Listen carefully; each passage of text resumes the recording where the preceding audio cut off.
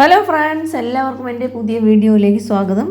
ഇന്ന് ഞാൻ കുട്ടികൾക്കൊക്കെ ലഞ്ച് ബോക്സിനൊക്കെ കൊടുക്കാൻ പറ്റിയ നല്ലൊരു റെസിപ്പിയുമായിട്ടാണ് വന്നിരിക്കുന്നത്. നല്ല ഹെൽത്തി ആയിട്ടുള്ള റെസിപ്പിയാണ് ഇത്, ക്യാരറ്റ് റൈസ്. അപ്പോൾ അതിന് നമുക്ക് ആദ്യമേ തന്നെ ഒരു പാനിലേക്ക് 1 ടേബിൾ സ്പൂൺ നെയ്യാണ് ഞാൻ ചേർത്ത് കൊടുക്കുന്നത്. നിങ്ങൾക്ക് നെയ്യോ എണ്ണയോ ഏത് വേണമെങ്കിലും ചേർത്ത് കൊടുക്കാവുന്നതാണ്. നെയ്യ് ചേർക്കുമ്പോഴാണ് കൂടുതൽ രുചി.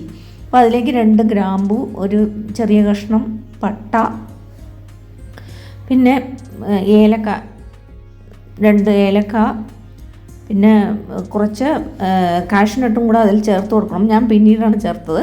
പിന്നെ കുറച്ച് കറിവേപ്പിലയും ഒരു പച്ചമുളകും കൂടെ ഞാൻ ചേർത്തിട്ടുണ്ട്. കൂടെ തന്നെ വലിയൊരു സവാള മുറിച്ചതും കൂടെ ചേർത്ത് നല്ലപോലെ ഒന്ന് വഴറ്റിയെടുക്കണം. അപ്പോൾ നമ്മൾ ഈ പട്ടയും ഗ്രാമ്പും ഒക്കെ ചേർക്കുന്ന സമയത്ത് തന്നെ കാഷ്നട്ട് ചേർത്ത് കൊടുക്കാവുന്നതാണ്. ഞാൻ ആ സമയത്ത് ചേർക്കാൻ മറന്നുപോയതുകൊണ്ടാണ് പിന്നീട് ചേർക്കുന്നത്. അപ്പോൾ ഇതിലേക്ക് കുറച്ച് മഞ്ഞൾപ്പൊടി, ഒരു 1/4 ടീസ്പൂണിൻ്റെ പകുതി ചേർത്ത് കൊടുത്താൽ മതിയാകും. 1/8 ടീസ്പൂൺ.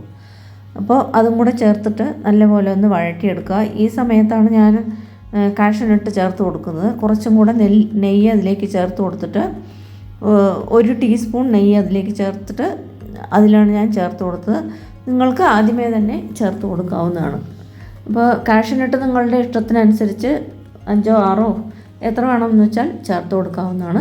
അപ്പോൾ അതും ചേർത്തിട്ട് സവാളയൊക്കെ നല്ലപോലെ വഴണ്ട് വരണം. പച്ച മണമൊക്കെ മാറി നല്ല കളറൊക്കെ ഒന്ന് മാറി വരുന്നവരെ നമുക്ക് വഴറ്റിയെടുക്കേണ്ടതുണ്ട്.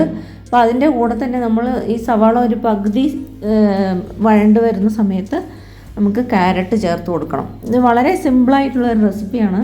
കൂടുതൽ ഇൻഗ്രീഡിയൻസ് ഒന്നും ആവശ്യമില്ല ഇതിന്. അപ്പോൾ നിങ്ങൾക്ക് പെട്ടെന്ന് തന്നെ തയ്യാറാക്കി എടുക്കാനും പറ്റും. കുട്ടികൾക്കൊക്കെ കൊടുക്കാൻ നല്ല രുചിയുള്ള ഒരു റെസിപ്പിയാണ്.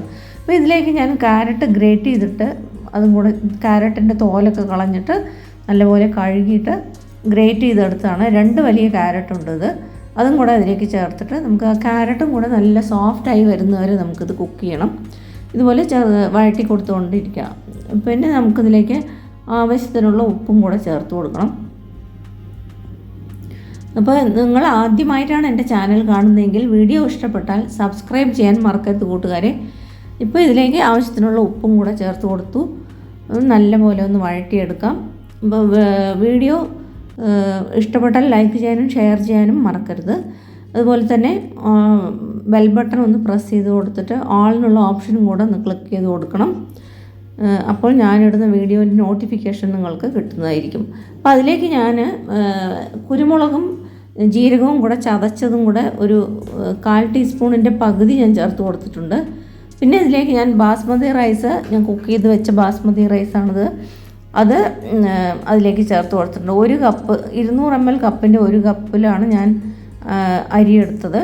ഒരു കഴുകിയിട്ട് ഒരു 15 മിനിറ്റ് കുതിർത്തതിന് ശേഷം 2 വിസിൽ വെച്ച് എടുത്തതാണ് ഈ ബാസ്മതി റൈസ്. നിങ്ങൾക്ക് ഏത് റൈസ് വേണമെങ്കിലും ചേർത്ത് കൊടുക്കാവുന്നതാണ്. ആദ്യമേ തന്നെ റൈസ് ഉണ്ടാക്കി വെച്ചാൽ അത് ഇതിലേക്ക് ചേർത്ത് കൊടുക്കാവുന്നതാണ്. പിന്നെ അവസാനമായിട്ട് നമുക്ക് 1 ടീസ്പൂൺ സാമ്പാർ പൊടിയും കൂടെ അതിലേക്ക് ചേർത്ത് കൊടുക്കണം. അപ്പോൾ ഇതിന് നല്ല രുചിയാണ് കേട്ടോ. നല്ല മൈൽഡായിട്ടുള്ള ഒരു മസാല ഫ്ലേവറും അതിൻ്റെ രുചി, ഈ സാമ്പാർ പൊടിയുടെ മണവും രുചിയും എല്ലാം കൂടെ നല്ലൊരു റെസിപ്പിയാണിത്. അപ്പോൾ ഇതിൻ്റെ കൂടെ തന്നെ നമുക്ക് കുറച്ച് മല്ലിയിലയും കൂടെ ചേർത്ത് കൊടുക്കാം. ഈ സ്റ്റേജിൽ വേണമെങ്കിൽ ഒരു ടീസ്പൂൺ നിങ്ങൾക്ക് നെയ്യ് ചേർത്ത് കൊടുക്കാവുന്നതാണ്.